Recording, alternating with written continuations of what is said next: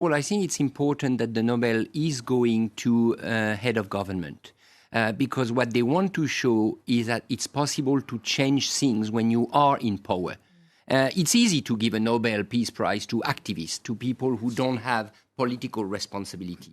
But in this case, the Nobel Peace Prize has decided to foster the efforts of a leader, and I think that's important. Secondly, is that your way of saying it's better to have given it to Abiy Ahmed than to Greta Thunberg? Because I heard her name. No, not necessarily. I don't want to say anything about Greta Thunberg. I don't think she would have deserved the Nobel Peace Prize, frankly speaking.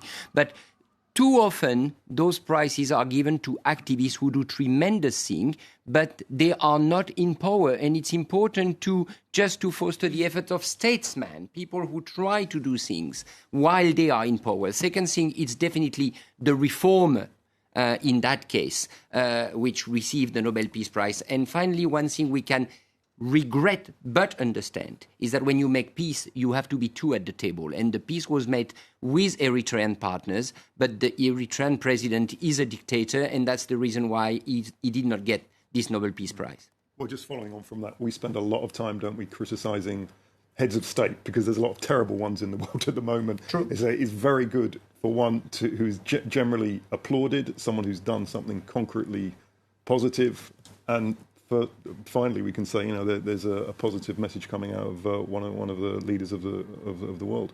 And the fact that it's the Horn of Africa, a region that is slowly coming out of years and decades of crisis, I think it's important too.